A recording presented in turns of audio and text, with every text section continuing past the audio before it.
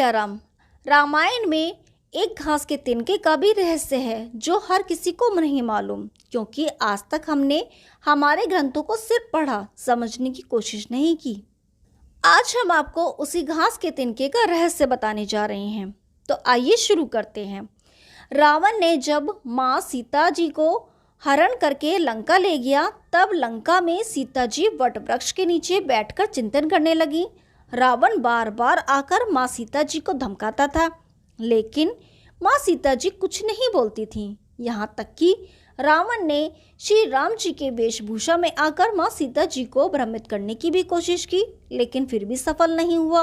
रावण थक हार कर जब अपने शयन कक्ष में गया तो मंदोदरी ने उससे कहा, आप तो राम का वेश धर कर गए थे, फिर क्या हुआ? रावण बोला, जब मैं राम का रूप लेकर सीता के समक्ष गया तो सीता मुझे नजर ही नहीं आई।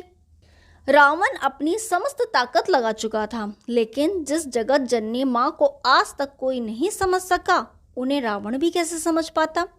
रावण एक बार फिर आया और बोला, मैं तुमसे सीधे सीधे संवाद करता हूँ, लेकिन तुम कैसी नारी हो कि मेरे आते ही घास का तिनका उठाकर उसे ही घूर घूर कर देखने लगती हो।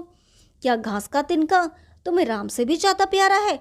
रावण के इस प्रश्न को सुनकर माँ सीता जी बिल्कुल चुप हो गईं और उनकी आंखों से आंसू की धारा बह पड़ी। इसकी सबसे बड़ी वजह थी कि जब श्री राम जी का विवाह सीता जी के साथ हुआ, तब सीता जी का बड़े आदर सत्कार के साथ गृह प्रवेश भी हुआ।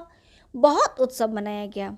प्रथानुसार नववधू विवाह पश्चात जब ससुराल आती है तो उसके हाथ से कुछ मीठा पकवान बनवाया जाता है, ताकि जीवन भर घर पर मिठास बनी रहे। इसलिए माँ सीता जी ने उस दिन अपने हाथों से घर पर खीर बनाई और समस्त परिवार, राजा दशरथ एवं तीनों रानियों सहित चारों भाइयों और ऋषि संत को भी भोजन पर आमंत्रित किया।